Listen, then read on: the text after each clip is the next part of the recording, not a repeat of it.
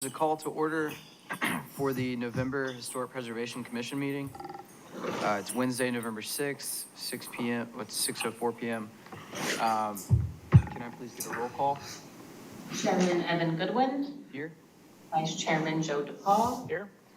Commissioner Carnita Frazier. Here. Commissioner Jim Hess. Commissioner Tim Probst. Here. Commissioner Carrie Schmelter. Commissioner Debbie Wonder. Okay, we still have a quorum? Okay. This is a notice regarding adjournment. The Historic Preservation Commission will not hear new items after 9:30 p.m. unless authorized by a majority vote of the commission members present. Items which have not been heard before 9:30 p.m. may be continued to the next regular meeting or special meeting date as determined by the commission members. I'm looking for an adoption of the minutes from the October meeting. Do I have a motion? So moved. I'll second that. Okay, all in favor? Aye. Any opposed? Okay, the minutes are adopted. Do we have any public comment? No, sir. Okay. Do we have any old business? And we'll move on to new business. We have 2 certificates of appropriateness.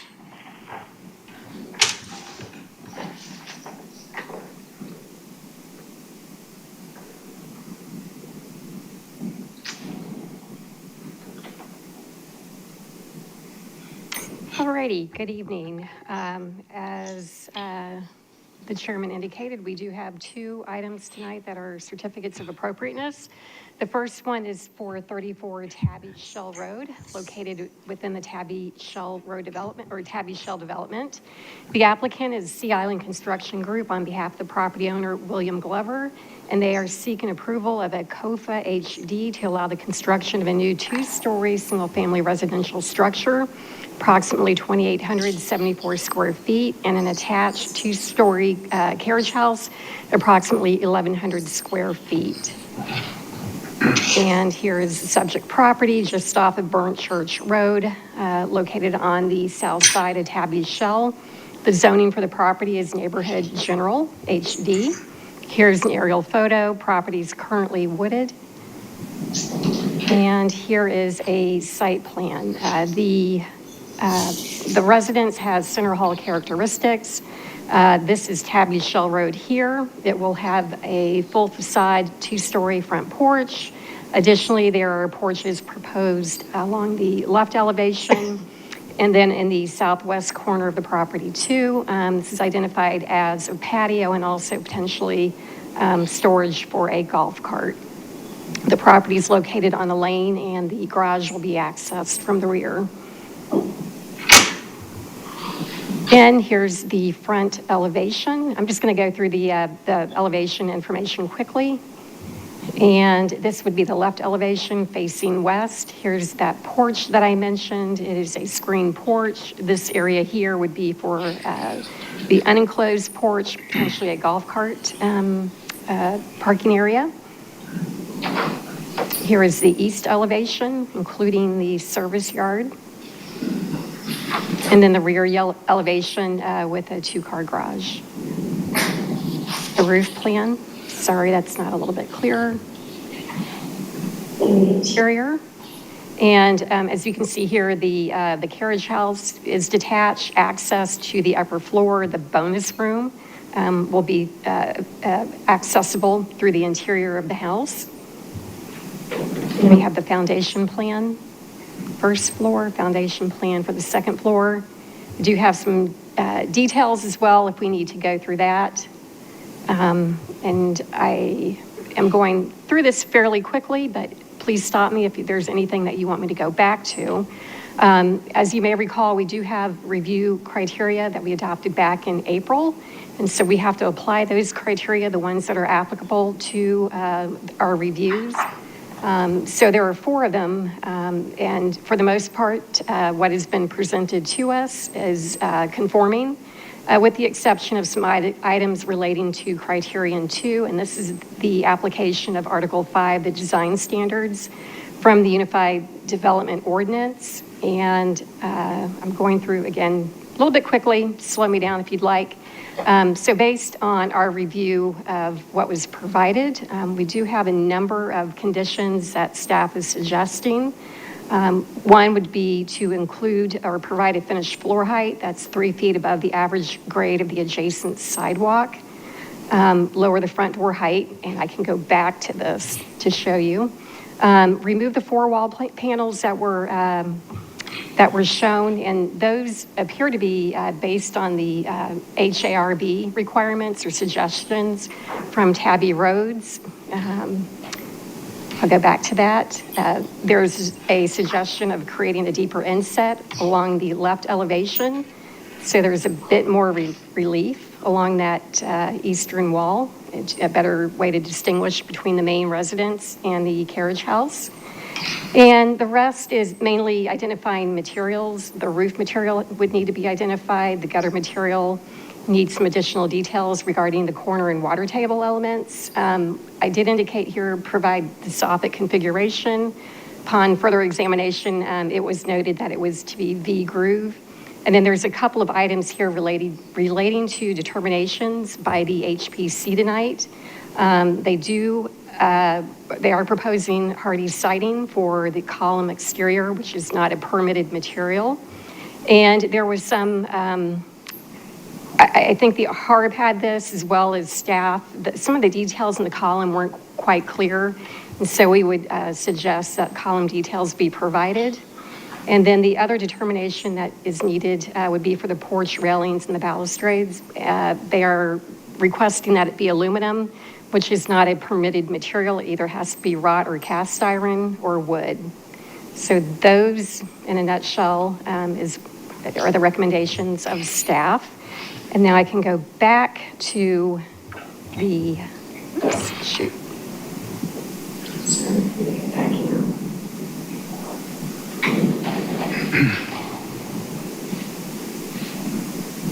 We go back to the elevation. So again, front elevation.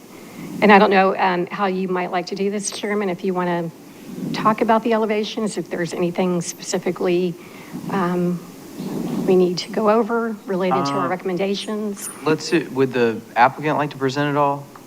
Or wait until we have questions? We can wait till you have questions if you like. Okay. Are there any questions for staff then? We'll just go down the line. Happening now. Okay. Either? Okay. Any questions for the applicant? I did not. I have a couple questions on the wall section. Okay. Would For the that. applicant could come forward so we can ask a few questions?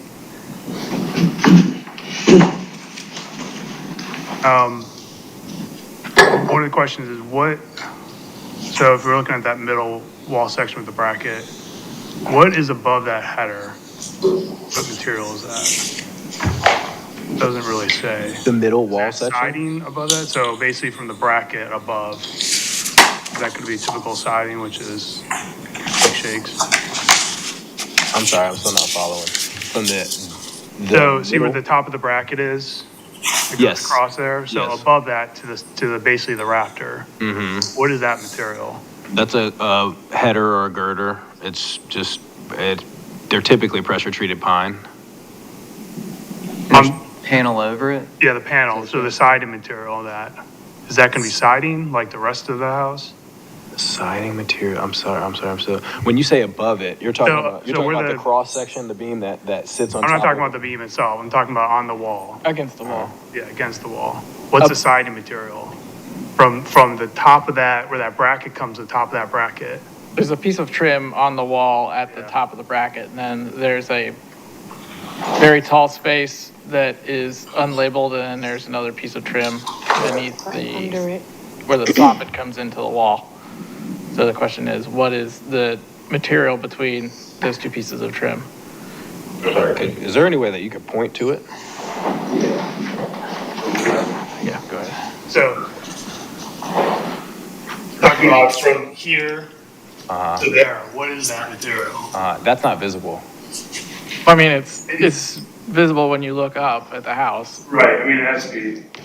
No, that's, it shouldn't be. This is,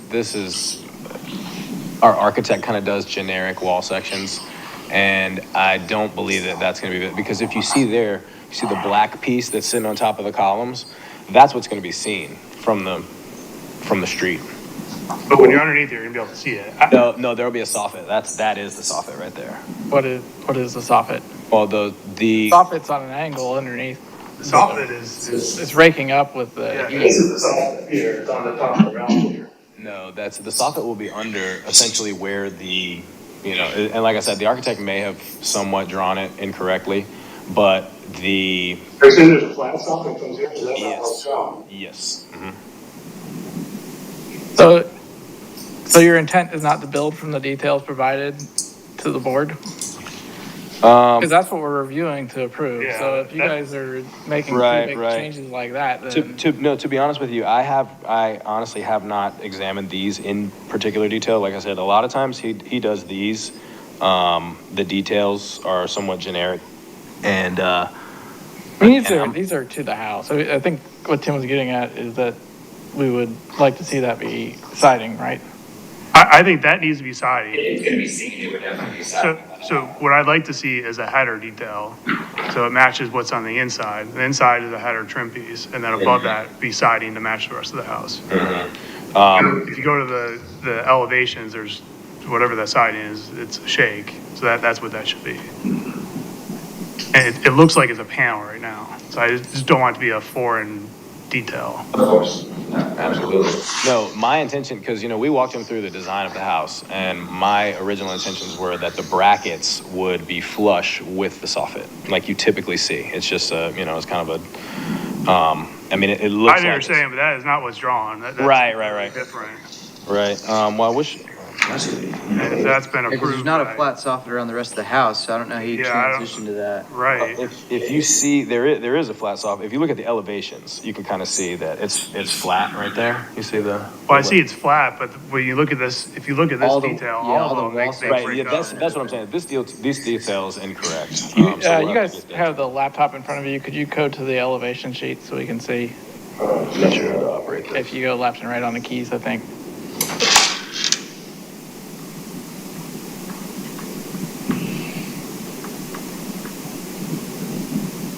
You wanted the front elevation? Probably that side one, I think was what he was pointing at.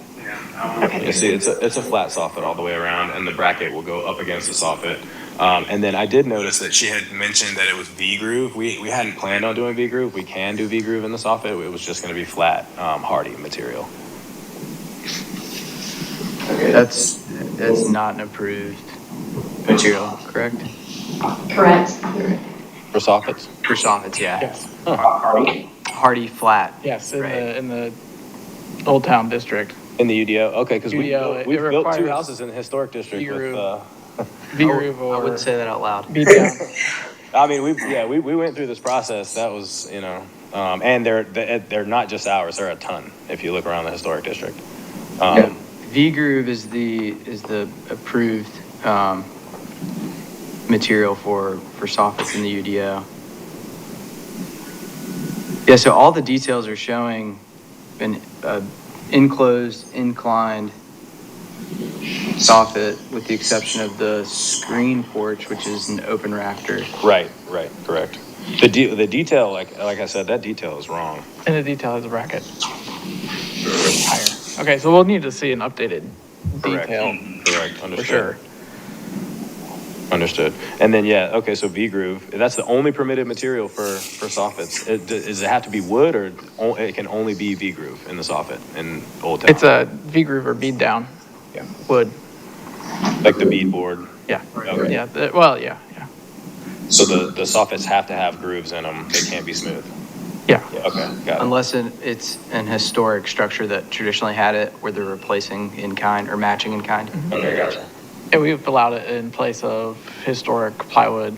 There's some locations where there's been actual plywood, just sheets used for the soffits in the past. And Got it. as people have renovated, we've allowed. I definitely like the look. It's an elevated look than just a smooth soffit, so. While we're on this view, what were the thoughts on the railing? Because I don't think we have a railing detail other than the fact that it's aluminum.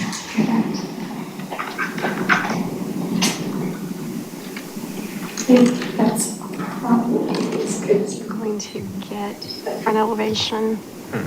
I think it's just drawn in elevation as horizontal bars. Is that the concept? Okay, yeah. He doesn't have a detail for it, it looks like. Yeah, I mean, typically in the past, when considering aluminum as a substitute material, second porch is one consideration. The other one is that you have a detail that shows the parts and pieces, and typically is more of like an aluminum, like art cap kind of rail, a little bit more of a traditional design to it. And then the substitute material is more about the longevity of the product. Right, so. Wrought iron, but still kind of taking some design cues from what would have typically been a wrought iron or steel design.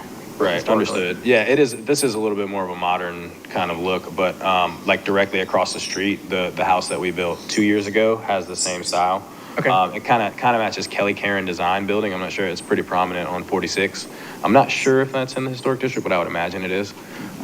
So, it's been, and also the house we just completed in June, right down the street from this one at 6 Wilds Bartina, they had the same horizontal balusters. And it's actually powder coated aluminum. So it's the same. I never knew that we weren't allowed to use aluminum. Okay. But that one was, we've done it. Actually, 7 Pearl Street, we did powder coated steel. Technically they're supposed to be wrought iron. Is that what you're saying? Yeah, I mean, there's an entire section in the UDO that goes through the allowed materials for things like eaves, and there's an eaves section, there's a baluster section, there's a porch section, it's pretty detailed. If you guys are going to continue to work in Old Town, you should look at those sections. I mean, it's got the stuff listed. Mm-hmm. Evan, you could probably speak better. I mean, I've only been on the board for a year, so you can probably speak better to the review for those. Yeah, I mean, a lot projects and the allowance of and a lot of that is, are materials that you could bring up at the pre-app, meeting, which is, required to go through this process. But yeah, we do often approve, powder coated aluminum, just as long as it has a historic looking cap. But to your point, yeah, we've done it quite a bit. It is a case by case basis because it's not an approved material, so. Oh, okay, got it. I wasn't aware of that. And when you say cap, you're talking about the guardrail, the actual guardrail Yes. of it? Yeah. Okay. So what do you like to see for that? You like, Some profile that will match like a historic profile of what you would see in a wrought iron handrail. okay, so it can't be like a 1x2 kind of flat. Proved it in the past. It's on, I mean, if that's approved, I mean, it is several places, I suppose. yeah, I don't personally have an issue with it, especially on a design like this, but that's up for the board to approve, or for the commission to approve. I just know we've had extensive discussions about it in more historic applications. Yeah. Renovations to historic structures and those types of elements. This is Tabby Roads, and it is right across the street, so I feel like it's hard to not approve it. Right. Yeah, again, the two, the house we built at 7 Pearl Street, which is right catty corner to this one, it's powder coated steel. It's not aluminum, but that's the exact same design that we built. And then same thing at 6 Wilds Bartina. Actually, the ARB in Tabby Roads uses our houses as like examples of what they want. But again, if it's not technically historic, historic district, I get it.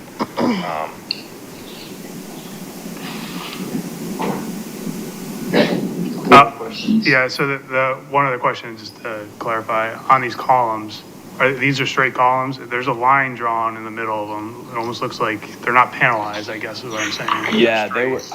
I had intended them to be shaker inset panels in all 4 sides, and we were going to do that we can do it with Hardy, we can do it with wood.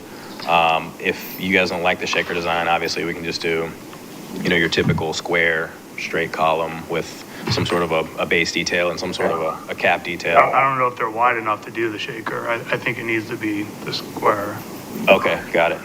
You're going to get a real tiny middle section. Right. Yeah, I wanted them to be kind of fatter, like 12-inch columns at least. I'm not sure what he's drawn on there. Can you go to the wall? I think it's called on the wall section. I think they're both 10-inch up and down is what they're called out as. I mean, is that shaker thought detailed in the in his detail. It's a straight P. Oh, it's Yeah. just showing us- That's what I recall. Yeah, again, like I said, the details, I feel like he kind of sometimes just throws that, a generic, thing on there. Again, these are kind of more builder grade plans at this point. But I'll have him revise the details for sure to make sure that they match those elevations. And then is the purpose to have a cap and a base? You have a cap on it, Yes. it will have a base. It looks like you have a base on this, on the elevations, but not on the Not in detail. on the detail. I'd like to see some kind of base if it has a cap.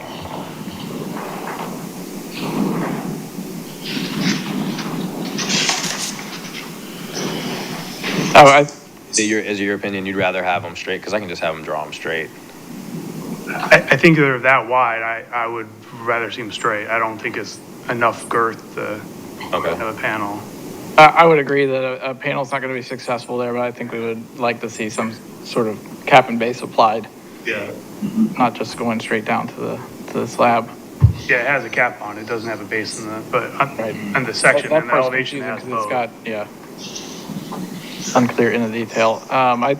Looking at this elevation, I think we also have issue with the faux windows applied to the side. That is, the railings are something that floats around here and there.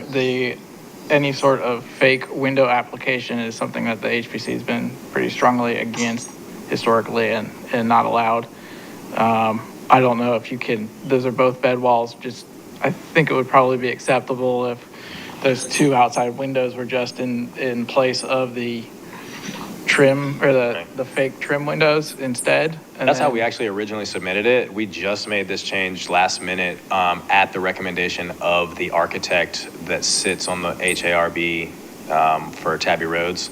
They just kind of suggested it because, and we like to appease them, and he's with Court Atkins, so we figured, okay, that's, but again, if it's not historic district, Yeah, I mean, we'll take them off. I appreciate the comment that if those are just two windows far on the outside and it was all siding in between, that's a lot of unbroken siding. But I don't think we'll allow that exception. We just have not allowed fake windows at all as a board, is my understanding.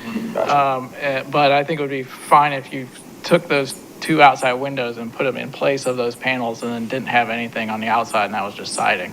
I think that's the issue, is those, because of the flow and because of the floor plans, that's where those windows had to go. And that's kind of where they've been from the conceptual to or from the preliminary to the conceptual, was right there. And we just put the fake panels, like I said, because the ARB kind of suggested it, but they've approved it without without the fake panels. Well, I mean, I think when it came in for conceptual, there was some different window in the middle of that elevation. I mean, it looks like you can put them on the Can you go to the wall, floor flip plan? it, yeah. Flip to the floor plan real quick. And I think they'd probably be more successful in the planning if they were in the inner part, because you get more light in the back part of that room. Yeah, there you go. One more. Yeah. So if you were to mirror the windows about each bed in each bedroom, so they go on the inside, is that what you're saying? Yeah. Yeah, Those would work there, you're absolutely right. right. And then I think if you only want to, if the goal is only having two windows on an elevation, not having the expense of four, I think I think that works that out. would be fine. Yeah. Well, I think it was because the room's not wide enough for the bed, we didn't want, both windows would basically be interfering kind of behind the bed, We're not saying having both windows, it just, Right, you just right. move those windows in. And I think it makes that room more successful because the window there is pretty close to the front. It's going to help it with getting more light in the back part of I the agree, room. I hear what you're saying, and it will look better from the right elevation, I agree. Right. Okay. Pushes the bed in front of the door in the interior. The bed will stay the The bed will same, stay it's the just, same. you're just flipping it to the other end table. Yeah, we can definitely get by with it. It's unfortunate, this is the electrical plan, this isn't really the second floor plan, but, Is it different? I mean, it should be the same, so I mean, you can see where the nightstand, so just go on the opposite nightstand on all four of those. yeah, I agree. And I think that would be successful in breaking up that For wall sure. Yeah, that's. and getting rid of those panels that are not approved.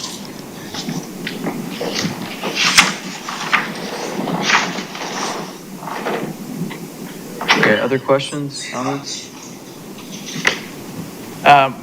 Yeah, I think I agree with the staff comments the rest of the way through. My other thought was that the hip roof with the very short ridge is an unusual element. Typically, it either comes like all the way to the point or has a longer ridge, and I think that could be adjusted with how the bracket detail plays out, one way or the other, since that is apparently not accurate. You're saying in full square so that it'll be a, I think it's really close. It's odd that it's close, so it's not. Make it a pyramid or something? Let's make, Well, right now it's got like an 8-inch yeah, I know, ridge. yeah. I mean, you can argue against me. You were saying get rid of the ridge and just have it like a pyramid, like a point? Well, it's weird that it's that close and not. Yeah, I think that's just kind of how it ended up being the size of the. Right, the there's size of the box. adjustability that in there with how the bracket detail works. I mean, the other way to do that would be to adjust the pitch of it on on the side. Right. Make that ridge long, longer. I agree, it can be a very small ridge. So if you want to make that ridge longer, you'd change the pitch of one of those roofs, one of the sides. Right, so it essentially have a steeper pitch on the front. it doesn't bother me so much. I mean, in reality, I don't know if you're going to see it. It is Yeah. close, but Well, I mean, it's also the side elevations, which are, not street view. It's an interior lot. So, and I think that the architect wanted all the pitch of all four sides of that roof to remain the same. I think just aesthetically, that's going to look better. But I see what you're saying. I think we could adjust that to where it's just a pyramid. It's just a point, and get rid of that ridge. I've debated about those brackets too. There's potential to add brackets along the side of the house rather than on the porch like that. I think that's another reason why the detail is not. you need the brackets to make it longer.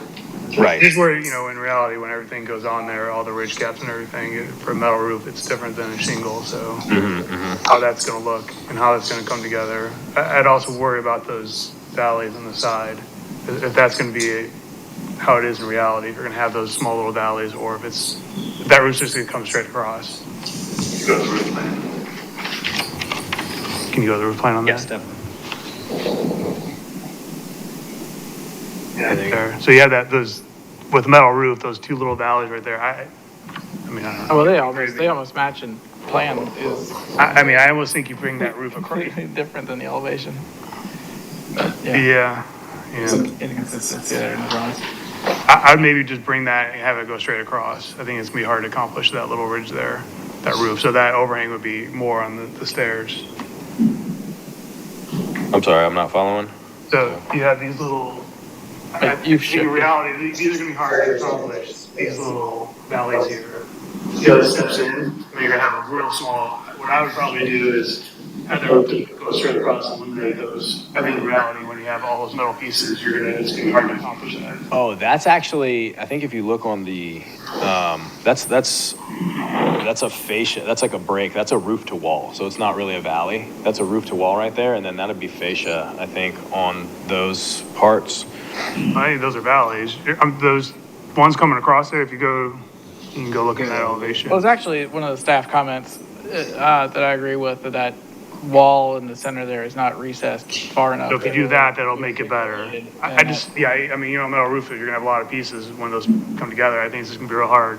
So if you move that wall back, I think that also helps. Right, and I agree with staff's assessment there that wall and plan does not push back far enough for the material break and to give that definition and to separate the carriage house element from the main house. Trying to think here. Side elevation. So that is a small valley is what you're saying right now. Yeah, I mean, pushing that wall back, I mean, you could even make that overhang a little bit less too, to get that more of a valley there. Uh-huh, I see what you're saying. Yeah, because it's only a 6-inch step in. Yeah. Right. I see what you're saying. So if you're looking at it on the floor plans, I think there was a reason for that at some point. then it takes away, I think it's gonna take away, it's gonna push the door to the porch becomes smaller. Like essentially, there's not enough room. We tried to give some architectural dimension there on the side of the house, obviously, so it's not just a straight line. But it just needs to be more. That 6 inches isn't not nearly enough. And I think staff picked up on that, and that was a good comment. And again, the only way to accomplish that would be to, Right, you've got to shift into the screen. I mean, that hallway location is a little bit flexible there, it looks like. And, I mean, it's sort of up to you guys to address the comment, but I think it's a fair one that you're asking for this to be a house with an attached carriage house, and there's minimal separation between those two because that wall doesn't break in. So I think it needs to be addressed. Yeah, it's already got the roof is continuous from front to back, which typically we'd like to see the carriage house lower. I feel like it was lower in a previous iteration, wasn't it? oh, carriage house is lower. If you look on that elevation right there. The ground floor, the roof is. The roof is the same height. Oh, you're talking about like the fascia, Like the overall not the ridge? scale. Yeah, yeah.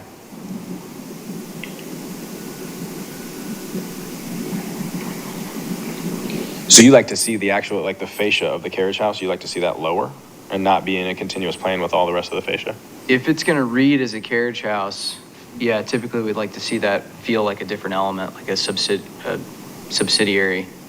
And when you say carriage house, you mean like a detached, like it It can be attached too, but as a separate, there's the main house, we have certain requirements of the allowable square footage and the allowable square footage in the carriage house portion. We'd like those to feel like they're two separate structures. Historically, you wouldn't typically have a two-story full structure that reads as one two-story structure. You'd have a carriage house, a main house, maybe they connected it over time so you get a different material in between, something like that. So we would lower the ceiling height essentially in the garage or in the bonus room there. And I feel like there was an earlier iteration that had a lower plate height there. Maybe I'm thinking of another project. Well, I mean, could have made it come out there and go in. Could have been park. Yeah. Going back to what you guys were saying about the architectural dimension to kind of separate that carriage house a little bit. Yeah, if we were to lower the roof of the carriage house, would that accomplish that? Or are we still going to have, like, my question is how much further would you like to see the dimension there between the house and the carriage house? I mean, I think it needs to be at least 1.5 feet, if not 2 feet. The 6 inches, you mean you're going to look down the length of that wall is broken up by a 6-inch jog, but the roof line is basically continuous, and 6 inches isn't enough to make it feel not as continuous. I think it's one giant. I mean, I think it'd help that back elevation too, because it's so tall, with no relief if that step down. Yeah, and you've got space to bring it down because there's 13-foot ceilings in the. Oh, yeah, no, there's definitely space to bring it down. I'm going back to previous, what we were saying about. To the Essentially where the service yard is. Yep. What attaches the house to the carriage house, that stairwell. Right. And hallway. Essentially, we're gonna have to bump that whole thing over, and I think it's currently like a 5-foot French door that goes out to it's pretty much as small as we could get it. That would have to go down to a single door right there, I think. It does look like you're about 6 inches off the side setback, right? Is that what that line is on the floor plan? No, that's the roof overhang. Well, there's a roof overhang line, dash line, but there's also a setback line This is the first floor plan. on that first floor plan. Do we only have electrical? Station. Yeah, that I see. So that was the sheet. You had the right one there. Like line. It's the dash line. Yeah, dash at the top line. of the wall, right above the wall. It does look like to be the It setback. looks like you got 6 inches to shift the garage to the right,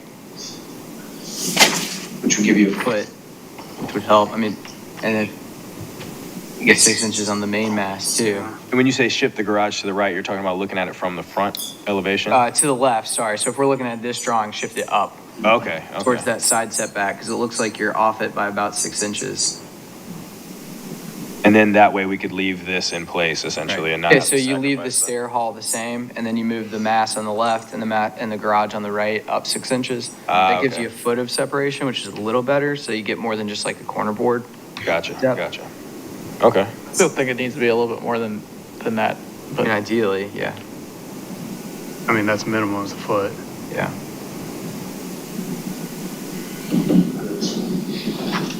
Okay, If so, that is the case, if we could shift it over. do we have any other design elements to discuss? I mean, I'm concerned about the back elevation, but I think if you lower that, I think that helps with that garage because it's so vertical. No brackets or anything, but I think if that comes down, I would agree that that would address that tall. scale of the I think that garage. helps Yeah. quite a bit because that garage is way too tall. There's not, I mean, it's just straight up. Would you like to Lower see- that whole thing. I mean, I think you can almost look at it, if you look at the stairs, if you go to the floor plan. The second floor plan. Yeah, so you can look right there. So I think there's an opportunity to come off that landing, go right in there and use that as your floor, maybe, for the garage. Yeah, the last landing before you get up to the second floor. And then you have to use those last steps to get up to the second floor, so it's almost a split level. Okay, So gotcha. that's your split, is that landing, and use that as your elevation, so that'd probably bring it down 2 feet. 3, 4, yeah, that's 4 risers, so you're at least 2 feet. Yeah. Yeah, it would And help you have with it in the scale. garage, I mean, if you have a 13-foot ceiling in there, that's pretty tall, is it 13 feet or? It was 13.1 or something on the first. That's it's way too supposed to tall. be for- 12, because we were planning on maybe putting lifts. Oh, you know, lifts, to yeah, be able to 12 's do kinda 4 minimum. cars in there. Yeah. But yeah, I mean, That's the reason you have it up. yeah, but I mean, that's not necessarily, I was gonna suggest putting an eyebrow roof above the garage doors to break up that. I mean, I think that would definitely help if you don't do that, just having, use the same brackets as the front and have a roof on that. I think that would help break that up. It needs something. I mean, I think a minimum is having that roof with brackets. Use that, and then that bracket's not completely foreign in the front. Yeah.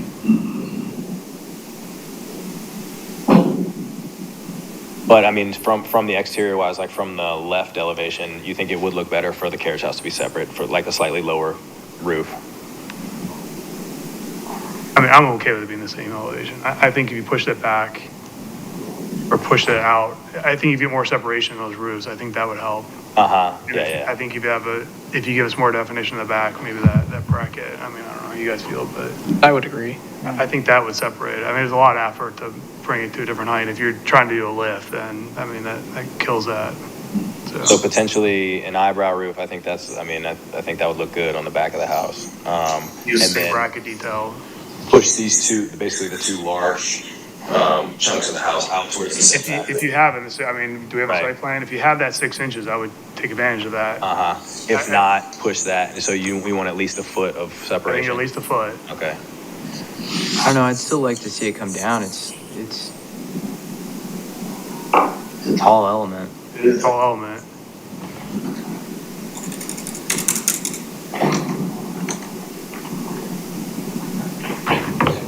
Charlotte, was this reviewed, is the whole footprint in compliance with the center hall house, or is it the house plus the carriage house to get to the footprint and the square footage requirements? They're treated separately. Yeah, so they're cumulative in this case. Yeah, I think we should see some separation, Yeah. some good definition of separation between those two. In height or in depth? They're really probably both.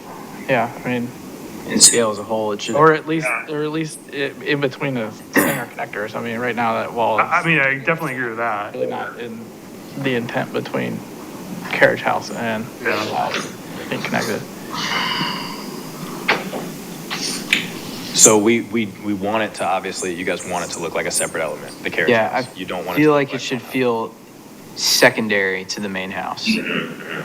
Because historically, you wouldn't have had the carriage house, the garage be all in line. It'll typically be a secondary structure that's then connected over time. Or And not just historically, but also how our zoning code is set up. The intent was that, you have a house and a carriage house, and they're two separate structures, which is different on a lot than when they're combined together, and is different when they're combined together and also the same height in one gigantic structure. So without an open breezeway or something breaking that up, and with that wall being only a 6-inch jog. So question for you, Joe, if we lower the roof height of that, put an eyebrow on the back of the carriage house, is 1 foot then gonna be enough for you? I think at that point you could probably, I mean, it's hard to say we'd want to see it, but I think that's working in the right direction, yeah.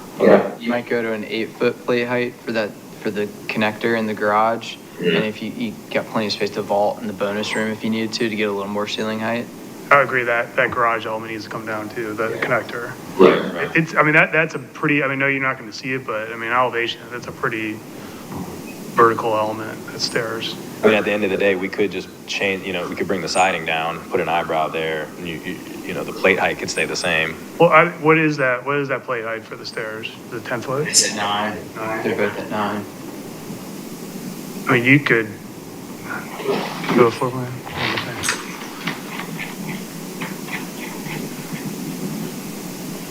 I mean, I think we can give them a little flexibility to work out how that's. Yeah, I mean, that plate could be- structure is secondary. There's options in there. I mean, that plate could come down more on that You could even side. have a knee wall. Well, this could come down there because this is lower. Right. So, I mean, it could be a 7 foot and this could be asymmetrical. Oh, if you Still do be a salt higher. box, yeah. So, So there's options there to lower the seal. I think those two elements, if we're gonna lower, I think both elements need to be lowered. I would try to lower it to, if you could, to that landing elevation, use that as a starting point. That's probably 2 feet. I'm not married to having a 4-car garage, I just was thinking, it would be nice. It's not historical, but Yeah, exactly. It's all good. We it is can, nice, yeah. we'll lower both those elements. We'll probably put an eyebrow there, and then we'll give you a little bit more depth on the left elevation. So there's quite a bit of comments with staff and things that we've all talked about. How do we want to handle? Well, I mean, I would not be for approving plans considering that the details are not what we're building by, and they all need to be updated. I think that plus the comments is pretty substantial. Yeah, I agree. And not something that we can approve with conditions. So you all are looking at tabling it for them to take care of that and I come think they back? have the option to table, right? We can make a motion, and if it was me, it would not necessarily be favorable. And we can proceed that route, or you guys can table. Table and resubmit. I think there's a good amount of discrepancies in the elevations and the wall sections too. Right. If you look at the wall sections, it calls out different materials. It has siding going all the way down, doesn't have the board mat. So I mean, I think a lot of that needs to be cleaned up. Yeah, absolutely. And resubmit, I'm fine with that. So we would have to get it in for next month's meeting. What's the deadline? Do you have it? Off the top of my head, no.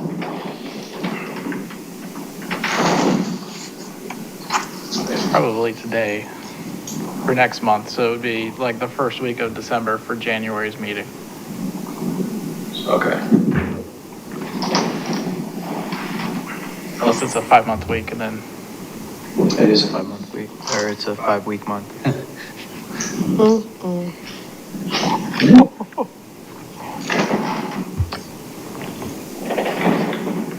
So, just a quick question, are we okay to do the same aluminum ballast, handrails and balusters? We'll have to come to a vote, but I would assume that would be okay. Yeah, I mean, let's see detail of it. The resubmission of it. All right, are you writing this down? Details? Today is the deadline for next month. Okay, so it's 2 months, basically. Yeah. Okay. The other thing I wanted to point out too was the front door. Is there any? Oh, yeah, we didn't talk about that. I mean, I guess I caught that in I agree with the staff comments. Yeah, I mean, is there a reason it's 9 feet? We just wanted we went with 11-foot ceilings on the first floor, and we went with a 9-foot front door, 42 inches wide. It just feels grander. We just built a house like that, so we kind of copied it. And their front door, the head height was different than the windows. That's at 6 Wells Fargo. So that one was approved last year, I would say. Typically, what you'd see in historical architecture would be 6'8" or 7-foot head-around windows, and they'll do like a 6'8" or 7-foot door with a transom above. Right. So there's that option. Or we could raise the windows. Or you could raise the windows to 9 feet, which Right, might be nice. I think they need a line. Yeah, One or the other. they'll have to align around that whole first floor is the only thing, and Yeah. then you gotta go to, your double doors on the screen porch have to be 9 feet. It doesn't bother me that it's different, but I've been historic, I think it needs a line. I mean, it could be a transom above those windows. I mean, the windows, if you wanted to have it lower, you could do that and put a transom above them and Yeah, I would have the doors. prefer that. I think that it needs to line up with the front windows, however you want to accomplish that. So it could be done with transoms too, if you wanted to do that. Transoms above the 4 windows. Yeah, I mean, if you want to do that, or, I mean, it could be or a just above the front door. door, yeah. So you have that consistent line. I mean, I don't think an 8-foot. So if you do it above the door, if you do it above the front door, it's okay if it's different height? Typically, yeah, that's what we would historically see is the windows are all sort of a certain height, and then to get extra light, because the doors were usually solid or had a smaller light, you'd have the transom just over that one. Okay. But would the door still be able to be 9 feet in that circumstance, or you would want to I don't think so, because you'd have to, if you have 11-foot ceilings, you'd be looking at like a 14-inch transom above there to make sure you have enough You don't wanna space do for a header, 14. so. No, I just mean if we did a transom, it's okay if the door is 9 feet and the window head height is 8 feet? I think I that's what it think is. what you want to accomplish is the top of the Top of the door. top of the door and the top of the windows, no matter how you do that, is the same height. Correct. Okay. So 8-foot door with like a 16-inch or 24-inch transom. Yeah. If you want 8-foot windows, I mean, you could, put a 16-inch transom above those and could have an 8-foot door and a 16-inch transom, but you could put transom all across there, 16 inches, and if you wanted that, hold that 8-foot line. And so inside that 8-foot line kind of holds. I think what it is, we wanted that 9-foot, the 9-foot front door. Yeah. Because, we saw it, like I said, the house we just finished in June in that same neighborhood had it. And I do believe, I would have to pull up a picture of it, but I'm pretty sure the windows and the door are separate. Yeah. But that was just, we liked it, so we copied it. Yeah.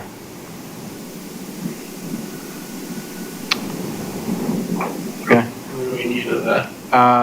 Well, I would encourage you, I mean, if you need feedback from, they can sort of seek informal feedback from the HPRC as you're going through the changes. You're welcome to do that. I guess are we coming up with a motion to table, or are we asking the applicant if you guys would like to table? We'll table it. Okay. All right. And then, yeah, like I said, if you want feedback along the way, we're happy to help at the HPRC level. Okay, awesome. Okay. Can we get your phone number? Sure. Give my card afterwards. Awesome. All right. Yeah, Charlotte can connect us. Tabling to the January meeting? Well, whenever they submit, yeah. It would have to be, yeah, we'll try to get it in. The deadline for the January meeting is gonna be, December 11th. okay, got it. Okay. December 11th.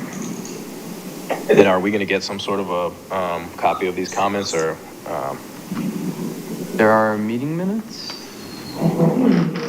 I guess, is it okay? No, I mean, this discussion is online on the county channel on It's all YouTube. recorded. So it's Gotcha. recorded there as well. Yeah, I hate to hold everybody up. I just wanted to, quick bullet points, Sure. so we're okay with the handrails, we think. We need to, obviously, the details need to match the elevations. Yep. We figured out with the carriage house, we're gonna lower the roof, both elements on the carriage house, give it some more dimension, maybe put an eyebrow roof. What am I missing? Windows, Door. The columns, window. flat columns, and then the door. the window panels, move those. Oh, and the windows. window Yes, panels on the gotcha, side gotcha. elevations. Yep. All right, perfect. Okay. And I think you had a comment about that we didn't go over, what was that?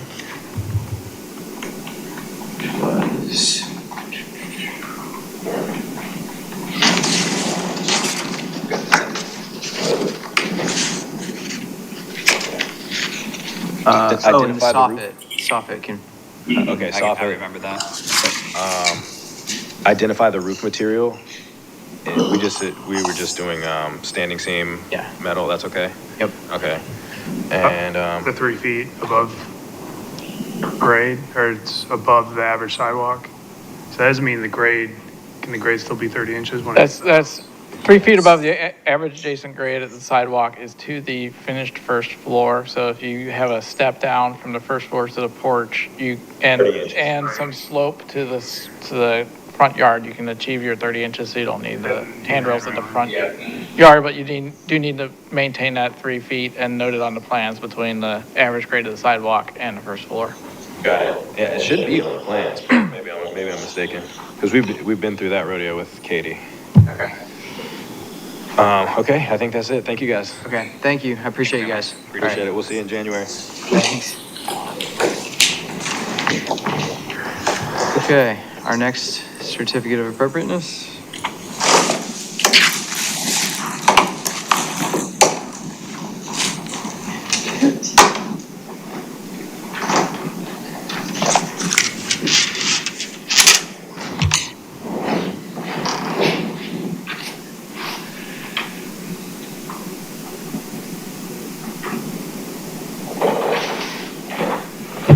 Alrighty, so this next COFA HD is for 43 Thomas Hayward. And the request is from the applicant, Raymond Beach, on behalf of the property owner, Megan Beach. And they are seeking approval of an existing one-story carriage house. It's been identified by 2 different square footages. I believe it's actually 720 square feet. This particular carriage house is a metal carport. It was erected without COFA HD approval and without a building permit. The property is located on Thomas Hayward Street, just north of Bridge. It is within the Neighborhood General Historic District. And this is a photo here from Google of the house, and you can see the side yard that contains a boat and some other items that are now placed under the metal carport. So this is what has been erected without approval. The town issued a notice of violation. Carriage houses are allowed. Again, we have a zoning code that has a form-based orientation within our historic district. And so there's a higher level of design that's required for metal carports. They're not permitted to have this appearance. There are no other carriage houses located on this property. This is the only one. And I do need to identify that it was placed within the side yard setback. It should be 5 feet for carriage houses. This is encroaching by 2 feet. So if the carriage house is approved, it would need to either receive a variance from the Board of Appeals, or it would have to be moved out of the side yard setback. Here's another photo, what it appears like from Bridge Street looking across the backyard. And here's site plan of the house. Hayward Street is there on the left, and as you can see, no, you can't really see it too well, but they're showing a proposed shed, and again, it is already there constructed. This is the elevations that were initially provided to us, and that's what was erected. They have galvalume columns, spelled wrong there, with a metal roof, metal fascia as well. The columns are fairly tall, 13 feet 8 inches to the eave. The roof height is 15 feet 9 inches. And the separation between the columns right now is about 4 feet 11 and a half inches.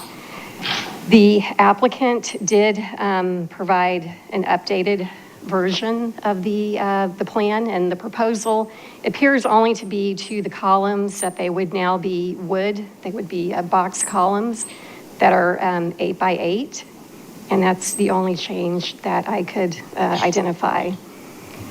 So the review criteria for the historic district include four criteria. And based on what's been provided, there does not seem to be conformance with this. The Old Town Master Plan was the vision for the historic district, which created the historic district. The UDO is the implementation tool for the district. And so there is non-conformance with that. I'll talk about the design issues in just a moment as well.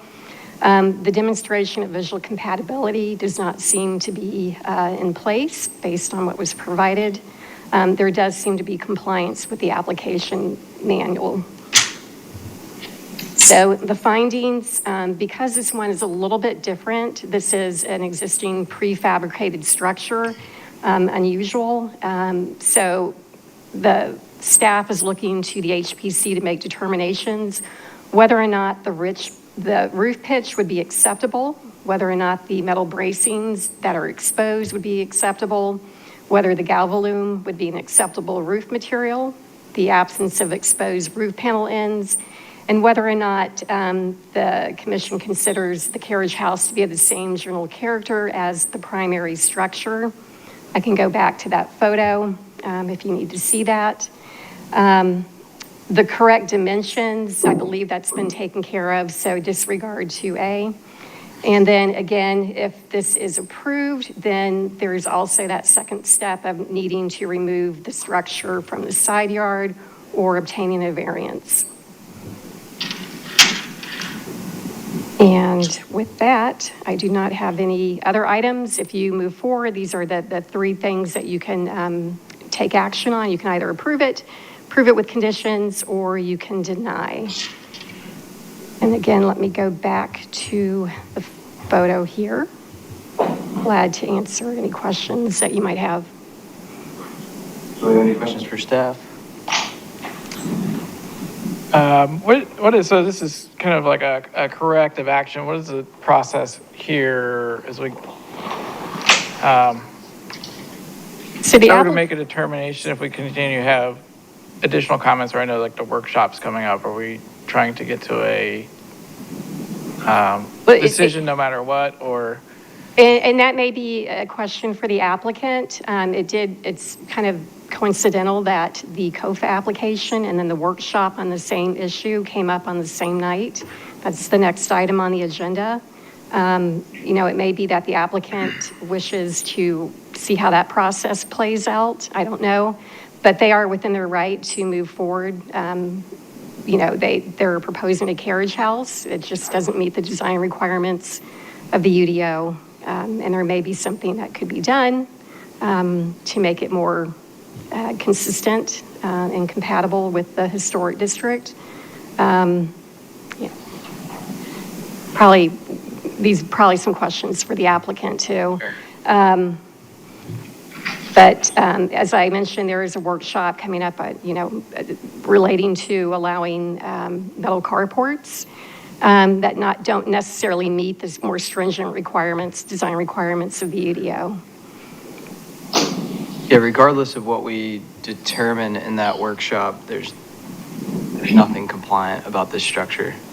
And as far as the UDO is concerned, had this been submitted through the proper channels, it would have been denied and not approved to be constructed. So as it stands, I would think this would be up for denial, but I'll let other commissioners speak to that. Well, I think we should have some discussion and probably hear from the applicant as well. I was just asking, because the last project withdrew, so since it's corrective action is dragging it out through withdrawing, a concern on staff's part, or it doesn't really matter? There's not concern, because I believe that there are some others that are in non-compliance as well. Okay. Okay. Well, do we have questions for the applicant, or would the applicant like to present? Any questions for the applicant? I think the box column, is the intention that those are just kind of applied to the structure that is there, or is it being dismantled and reconstructed with box columns? Do we know? This is the only information that I have, unfortunately. Can I speak? Yeah, no, absolutely. Yeah. Come forward, please. So a lot of this was generated by meetings with Katie. They were her recommendations that they needed to match the existing structure, and the existing structure has 8x8 columns in the front. So she felt that this structure needed to match with 8x8, and the idea that they would be veneered around the existing support columns. There were she said the roof material needed to match, that it needed to have a fascia board and a soffit detail similar to the main structure. And that's kind of where all this was generated from was meetings with Katie. Okay. I understand maybe she's not here anymore. I'm just trying to be in compliance. I need coverage over my boats and, Sure. and my stuff. And to me, it technically is not a carriage home. I don't need a CO. I don't need power. I just know that's the category that I fell into. Well, anything over a certain square footage needs a building permit. And Gotcha. the main concern there is, it's a big structure. We don't know if it wasn't approved by the town of Bluffton building inspectors, we don't know how it's held down, if a storm comes, if it's going to fly up. It's I a get safety that. thing at the base level. That's the right? general. It only meets, according to all the package that I turned in, it met 140 mile an hour wind load. And those exposed braces was part of that. And I wasn't able to remove that because I didn't want to take from the wind load that it was already designed to meet. It's still, yeah, I mean, it means the wind load, but I guess how it's anchored is another question, because the whole thing can still, hurricane can come and I take get it and put it in your neighbor's house. And yeah, I mean, That's that's, the idea. That's why a building permit would have that foundation detail. Yeah. Make sure that's secure. So it may be designed there, but the whole structure may blow over and. but I mean, I think we're more aesthetic focused Yeah. here. And yeah, I mean, because it's a 720 square foot structure, it falls into that carriage house category. It's just kind of a eccentric thing about the UDO that it doesn't say that section's not called like outbuilding or something else, but it's Well, we're really, having a workshop about But it. if my building but was we have, cut in half, it Right. would be approved though. Not necessarily. not necessarily, but I mean, just because we're reviewing it under the guidelines of carriage house, we have reviewed carports in the past under the Because it's carriage house considered a section. carriage house, Because that's it's, where all the, if you're in that square footage, that's just the term that is being used for outbuildings of that size in the UDO. And there's examples down the street, there's a couple, and there's at least one in Stock Farm that came through earlier this year. So it's more about the kind of using that as, and the requirements in there for what you're allowed to do with a structure of that size, and less that it needs to be a carriage house. But we do sort of have to review based on the materials and aesthetics requirements in the UDO, and it's tough for a structure like this to meet it. I mean, my thoughts, it's a very tall structure with a whole lot of columns, they're very narrowly placed. There's, going to 8x8 columns would be, you're starting to get the right scale, but there's not really any structure at the top as far as a beam or anything. There's, a lot of exposed metal on this. And there's nothing really that, uses traditional materials besides the columns here. And then at the end of the day, it's still going to have that track at the bottom that's not really incorporated into the design at all. And I think it's unfair to everybody, who's gone through this process with carriage houses under these same guidelines and has had to detail them in an appropriate way to kind of just slap some columns on this and move forward. So I guess the question would be is how to get this structure to be in compliance because it is there, right? Because it's there. It's not in compliance. So what needs to be done, or can things be done to it to make it compliant versus denial and having it removed to start over? Right. I mean, I think what Katie as staff was trying to get at was that material-wise, you have to, the metal roof is an acceptable material. Wood columns would be an acceptable material, but, when the architectural standards state that, the standards encourage Bluffton vernacular architecture and construction, which is straightforward and functional. I mean, I think you can do something that's sort of warehousey, but, and which draws its ornament and variety from the traditional building assembly of genuine materials. I think that's where this is not really doing anything like that, just because it's kind of this prefab metal structure that's very large and very tall and doesn't do a lot to try to, break down the scale or have any of that kind of genuine material joinery that With your opinion, other then- homes in Bluffton do. Tell me what you're wanting me to build. You want me to have But, I mean, you every could, other column removed, like a full wooden structure? well, yeah, I mean, part of it is, had, in South Carolina, anything that's over 200 square feet with a roof should get a building permit. Had this, the person who told you this should have known that you needed a building Right. permit and should have gotten you to the town. We could be having this discussion without this structure here to modify. I don't think you can really modify this without completely engineering how it's put together because it's a prefabricated thing. But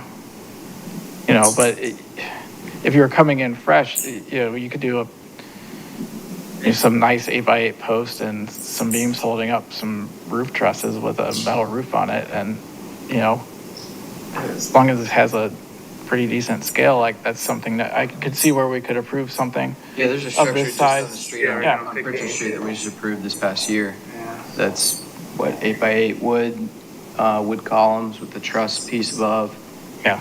wood fascia, wood trim. You get brackets on it. Brackets, metal, I mean, and it's probably as cost effective, if not less than. But well, we've got this in front of us. I just Sure. don't, Yeah, I yeah. mean, it's somebody, I just know that putting columns on it like this is not very considered. And, the UDO asks that you kind of put a little bit more thought into how the detailing goes and that the columns aren't even really holding anything up. They're just wrapping the steel structure and they're not holding up a beam that's holding up the roof, which would be even just the start of traditional construction. There's this whole internal bracket structure holding up a roof that doesn't have any bottom chord or anything to it, and it's very flat. It's all just, unfortunately not consistent at all with kind of the intent of the code as it's written now. Any other comments? Solutions. I don't see any way that we could salvage this and make it. I mean, one is we're a review body and not a design body. But I think we do have to acknowledge that it's be very difficult to get this. Have to be a lot of lipstick on this to get it to be to where it would be something that visually we could approve. But I don't think we can. We had an extensive discussion about that last house, and I don't know how we could. Fortunately, how we could approve this and then continue to review in the way that we review with the guidelines that we have.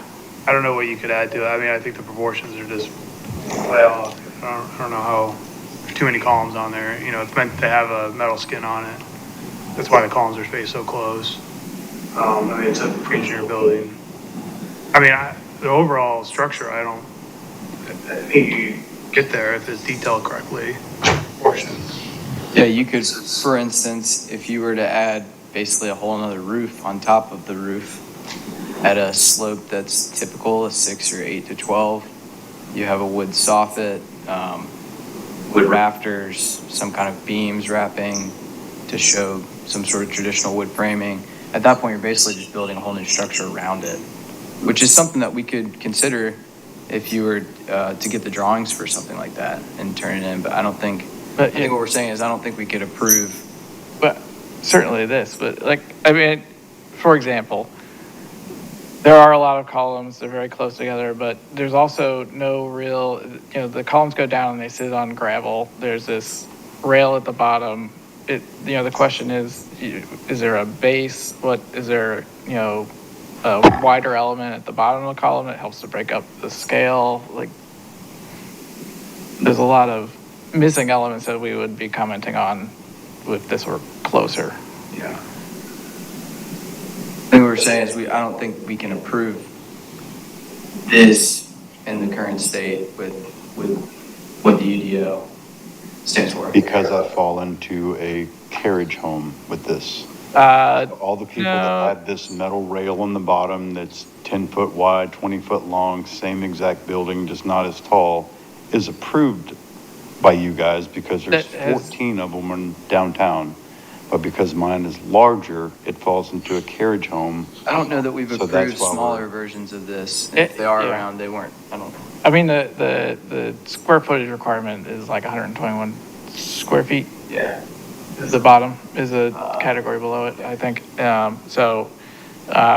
think the workshop that's coming up is acknowledging that there have been identified several, non-compliant structures. I don't think staff has had the time to determine whether they're pre-2011. Anything that was pre-2011 would be before these guidelines came into being. But anything else would potentially be kind of in your situation. But we haven't approved anything like this. We've approved carports, but they are, more of the post and beam built wood variety in town. All right, I have no further questions. Okay. Any other questions for the applicant? Then I'm looking for a motion. So question. So what I'm hearing is we are about to go into a motion that more than likely is going to go to a denial. At that point, what happens? Because again, the structure is already here. If there is not anything that we can tell the applicant to do to make it conforming, because what I'm hearing is we have no solution to help. Well, it's not our purview to give solutions. It's just to respond to what's being applied for. Charlotte, what would be the next steps if we were to deny?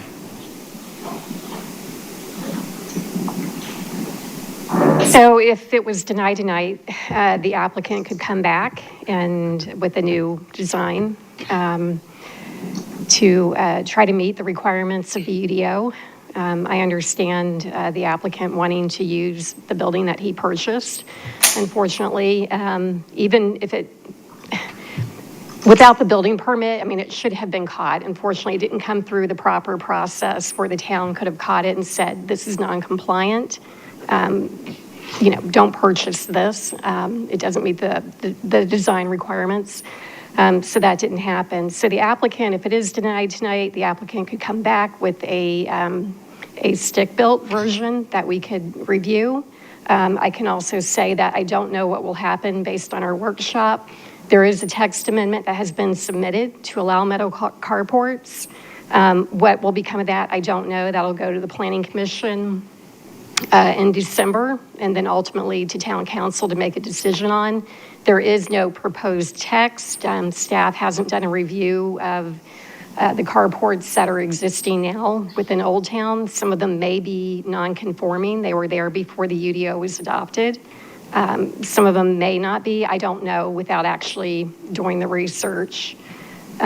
So it's an unfortunate situation, but given that the fact that this is a prefabricated building, and as was stated earlier, it's just difficult to re-engineer it to meet the requirements of the ordinance without completely taking it apart and basically starting all over again. Okay. Would the applicant like to table the submission or have us go to a vote? I'm gonna have a structure there eventually, whether it's stick-built, whether it's this or something else. Sure. It's just a matter of what you guys are gonna finally approve. Well, we didn't have the chance to approve it the first time, so I would suggest you go through the proper channels next time. Yeah, I agree. It is unfortunate. And there may be more discussions that we come up with in the workshop, and that comes from those. So I would encourage you to pay attention to those and see if there's something that might help your situation too. And I will add, right now, the tentative schedule for the text amendment to be heard by Town Council, the first reading would be February, with the second reading, the public hearing in March. So tabling this application, who knows? There may be some chance that Town Council decides to approve these types of buildings. I don't know, and I don't want to promise anything or mislead you, but who knows? There could be a possibility. Sure. Okay. All right, thank you. Well, I guess, But, so I guess the question is, would Did you you, wanna so you have the table? opportunity to withdraw if you would like, that we don't make a motion, and then you can wait and see how we'll have a workshop, but also planning commission is involved, and town council ultimately makes the decision. If you would like to withdraw, we can, avoid making a determination if you would prefer. Okay, so we will withdraw it. okay. All right, thank you.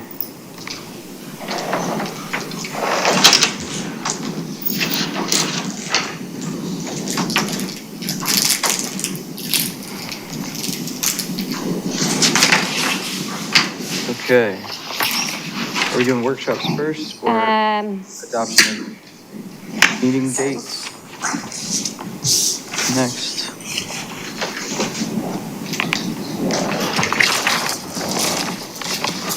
So I'm sorry, I'm maybe talking ahead of you. The next item would be the meeting dates for 2025 for the Historic Preservation Commission. Okay. Do we have a motion to adopt these as suggested? I will motion to adopt the schedule for the 2025 meetings. Second. All in favor? Aye. Aye. Any opposed? Okay, the meeting dates are approved. We're looking for an adoption of the Historic Preservation Review Committee dates. Looking for a motion. I will motion to approve the HPRC meeting dates for 2025. Second. All in favor? Aye. Aye. Any opposed? Okay, the meeting dates for the HPRC are approved. And now we have discussion, the workshop for carports. Bring up.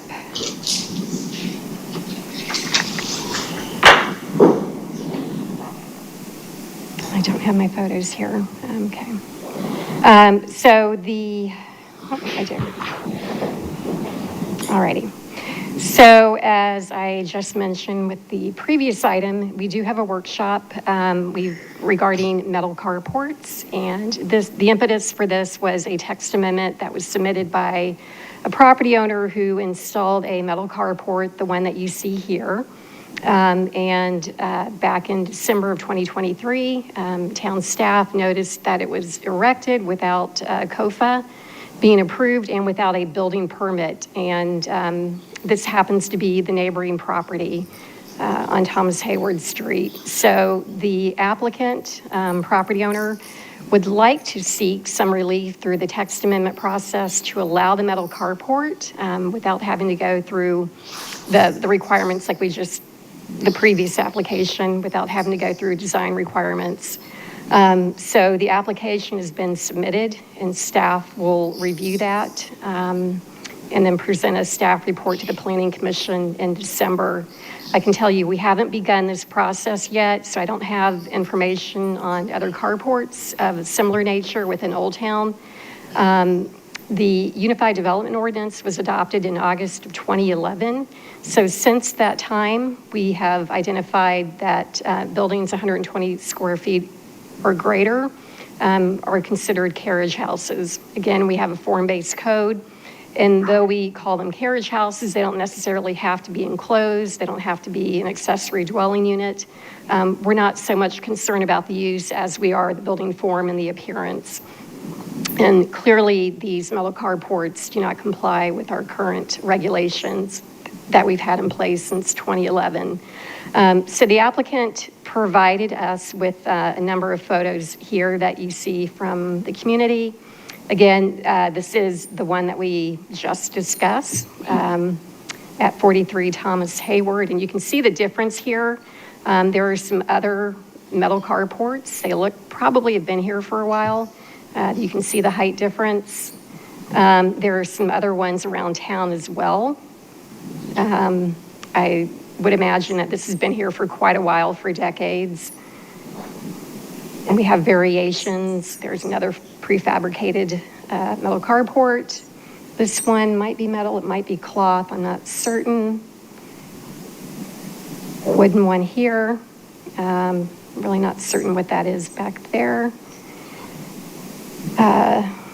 Just a lot of variations of these different carports throughout Old Town. So there are two things that would need to happen on this particular one here to allow it to remain as is. One, that the town would have to have some sort of text amendment to allow the metal carports. There would need to be some sort of exemption. The concern with that, though, is that these are very large coverings, and how do you make that look like it's intended for Old Town? And additionally, this property owner already has a carriage house on the property, so this metal carport would be treated as a second carriage house. And the only place within Old Town where that's permitted is in the Riverfront Edge District. And those are areas where along the river, the very long, narrow properties, really that you don't see the buildings that are set back from Bridge Street. So those are really kind of the two main issues from a design perspective. Are these appropriate? And whether or not there should be two carriage houses permitted. And this may be something not necessarily that we look at from a zoning district perspective, but maybe it's a, land area. How much land do they have? Where is it located on the property? I don't know. I don't have any answers just yet. So the point of tonight is just putting this out there for the commission to offer some feedback. It might help with guidance as staff begins to formulate a recommendation for the planning commission. Okay. So let's go down the line for comments or suggestions. Commissioner DePaul. Okay. Well, just kind of starting, there's obviously a history of having some, carport style elements in Old Town. I think it would be fine if there was some more, strip, if you were considering carports, they're a little bit more open, kind of a little bit more of a stripped down waterfront marine kind of aesthetic to that as an accent to the home or as like a simpler version of the home. I think there's a path forward for that. I'm not really sold that that there should just be a general blessing that whatever pre-engineered metal fabricated structure is okay. I think when you look at the UDO, there are somebody clearly thought out before, there's a lot of manufactured homes in town, and so they allowed for those to be replaced just replaced and not like any new ones in the Old Town area with new manufactured homes. I think you could take an approach like that to these for the existing ones and kind of welcome them as being existing nonconformities. The newer ones, we just had a discussion about it, not really in keeping with the spirit of the rest of the code and, the use of honest materials to develop detailing. There's sections in here about franchise architecture, and that, franchise architecture needs to be modified to fit into Old Town. And I think, we should consider, that in the UDO as kind of guidance that it's not necessarily a good idea to just blanket allow these manufactured homes, or not manufactured, the carports, prefabricated carports, allowing something that's just kind of like rubber stamped by staff that's a pre-made thing that is of this size seems like a very slippery slope to me, especially when we're requiring restaurants to do things like make elaborate, or not necessarily elaborate, but build sheds around their walk-in cooler. So it's not just a walk-in cooler plopped on the lot. I don't, see how you just say that a shed like this gigantic thing is cool. It's bigger than a lot of garages. A lot of the historic garages are way smaller than this thing. And then, kind of the other issue, which is allowing two carriage houses. On a lot, that is a lot more development than I think anybody ever intended to be on any of these lots in Old Town. It was obviously considered, they allowed for two carriage houses on the riverfront lots. They're larger lots, but all the other districts, you can pretty much subdivide into 50-foot wide lots, everything's trending that way. All the other UDO amendments have been trending towards, creating less development. And if you were to kind of allow a second carriage house structure or a carport, I don't see how, every restaurant in town doesn't add an outdoor bar and everybody's suddenly got, a oyster shed out in the back. And, there's a whole lot more structures on these really tiny lots because people are now allowed to do that. So I think allowing an additional structure, just as kind of a blanket approach, really needs to be thought out what those downstream ideas are that people will use it for, because that's a big change for town. Yeah. Commissioner Prince? I mean, I kind of second everything that Joe said. I mean, my concern is something this big, not connecting with the house at all, having any relationship to the house at all, and just being a metal structure. I think it has to have some relationship. I mean, you can still use these. I just think they need to be dressed out and have somewhat of a scale. I worry that it could overpower a garage, I mean, bigger than a garage. So this one has a tall garage, but if there was a structure like this and just a single car garage, I mean, it could be very worrisome. Commissioner Frazier?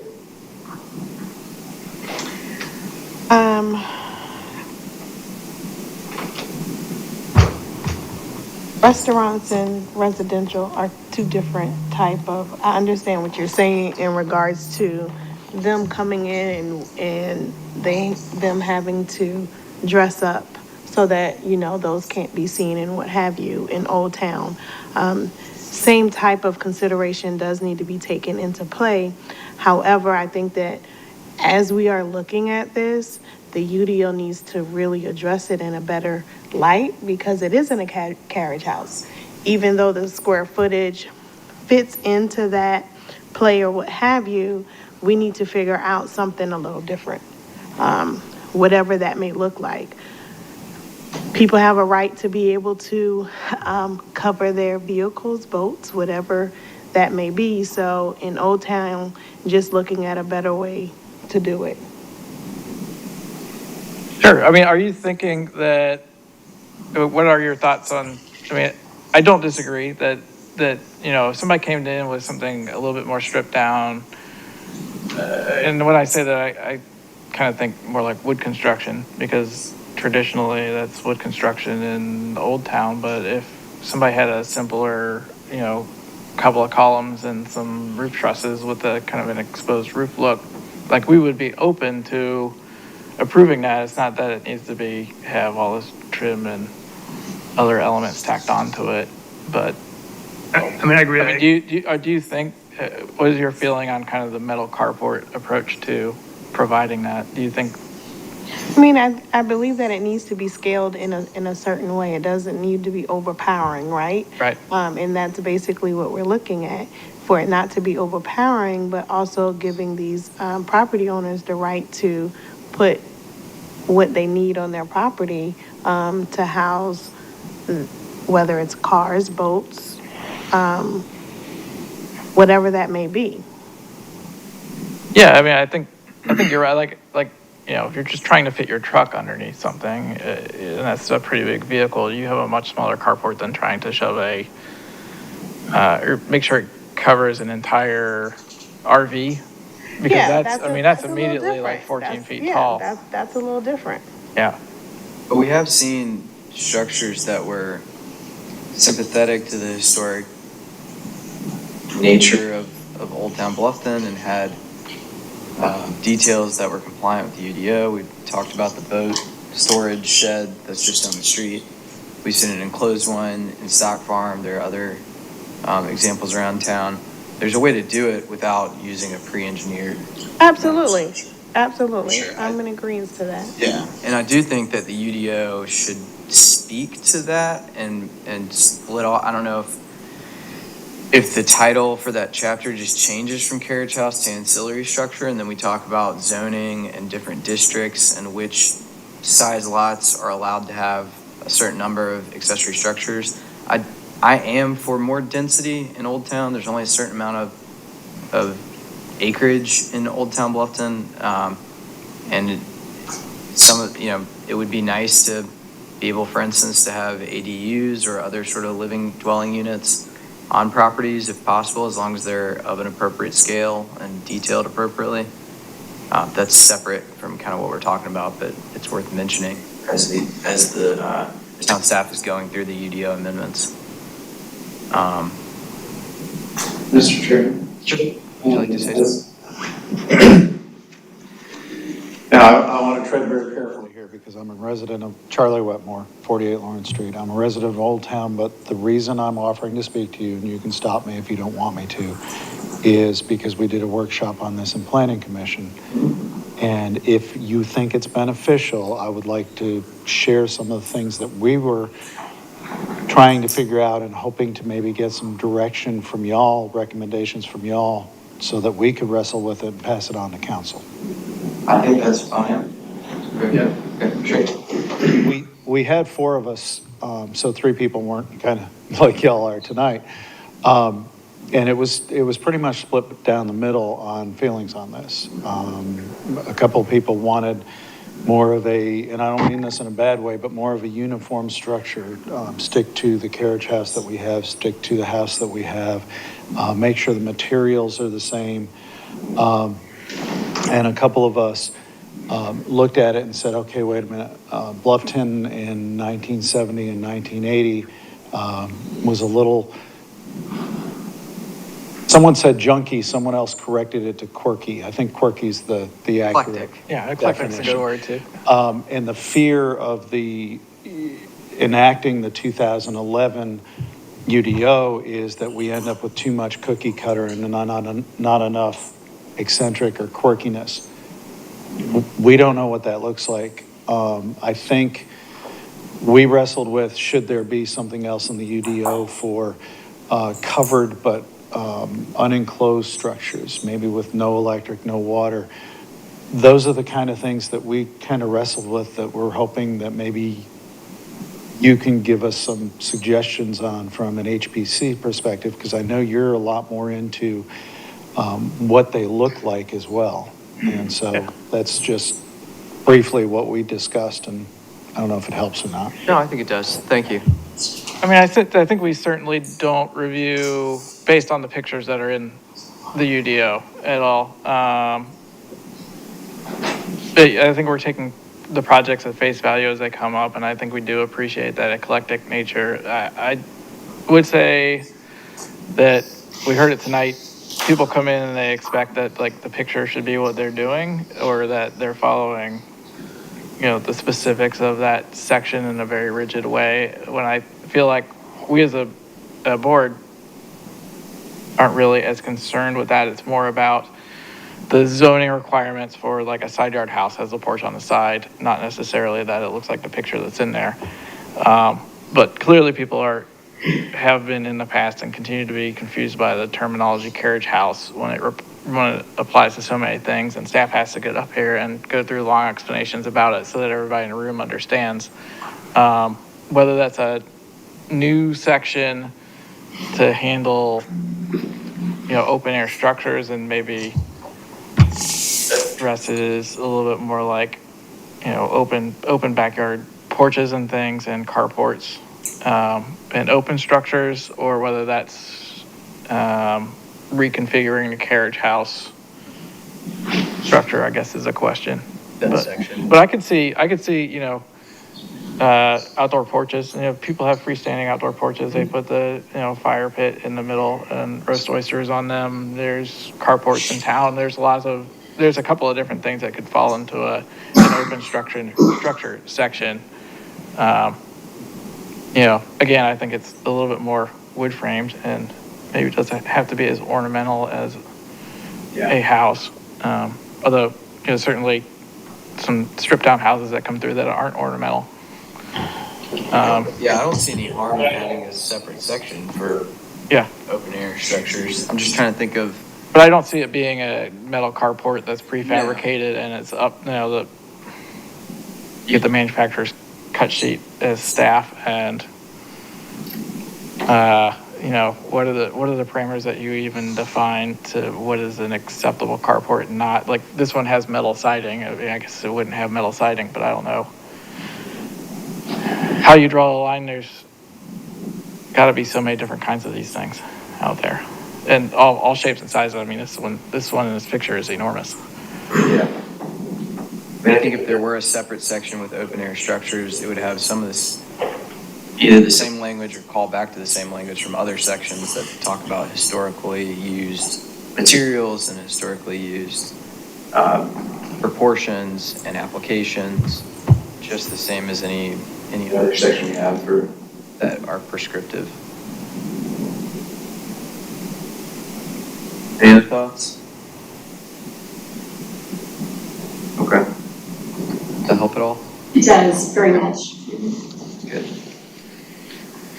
Yeah, I guess the other thing, because it's, when you're doing open structures, how do you treat the ceiling is always a big expense. So, you know, having to do V-groove all through a ceiling is an expensive approach.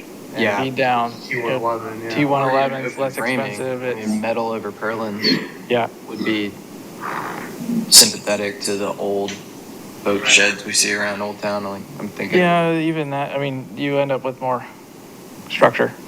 And things. Yeah. So, I guess, you know, it could be open for consideration whether some more she-could type things would be acceptable, you know, for that kind of use. T111's been used a lot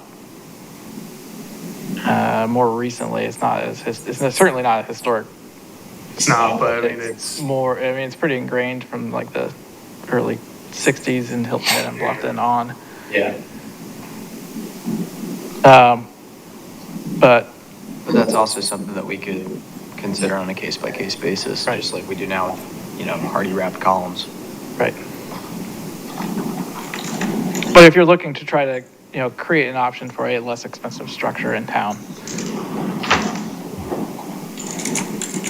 I feel like that's always kind of a pretty key consideration in an open structure. Again, that'd be a pretty big change because it's been pretty much against T111. T111 and shutters being wood and windows not being false seem like the but open structures. very quite a bit specific things different that than, HPC yeah. has really held on to. Well, and then there's a square footage component of this thing too, because where do you stop this and become a carriage house? And if it's a true storage shed, it really shouldn't be getting to the square footage of an actual carriage house, or it would be a carriage house section. So, Well, we have a new shed section that was added into the, it was the missing sort of portion that we, or missing square footage The between. medium house type? Yeah. We do have that. Okay. No, but there's sheds were added in between 121 Yes. square feet Yeah, to yeah. 200 and Yeah. something, which would That's capture us. sheds. Yeah. Okay. All right. There should probably also be, just looking at this, like some thought into, because, you know, because it's not really a porch or carriage house, is like gravel continuing underneath approved, some guidance on that would probably be, I think it could be, but I think you need to think about how columns sit on the ground in a structure and having some sort of base to that, or at least hierarchy to the column. Some sort of base detail on the column is probably important. Those guidelines.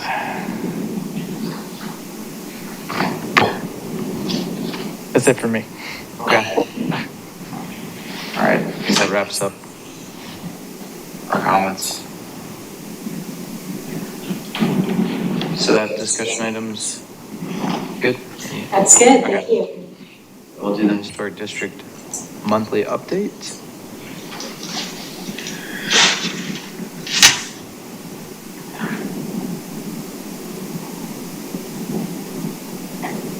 So the update is regarding the various site features that have been approved. Our planner, Angie Castrillon, actually reviews these.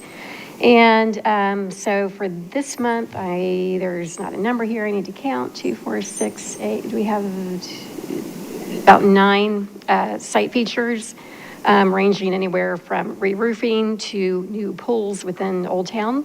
And we seem to be staying fairly busy, getting applications almost daily now. So any questions about these? Questions on any of this? Lots of new signage. I think that's every month. Okay. We do notice we are picking up more pre-application meetings. So every week now we're having that. We don't have any HPRC for next week, but I anticipate this winter we're going to probably be seeing more weekly meetings. Okay. Great, thank you. That seems to be it. If anybody doesn't have anything else, then I'm looking for a motion to adjourn. So moved. I'll second that. All in favor? Aye. Adjourn.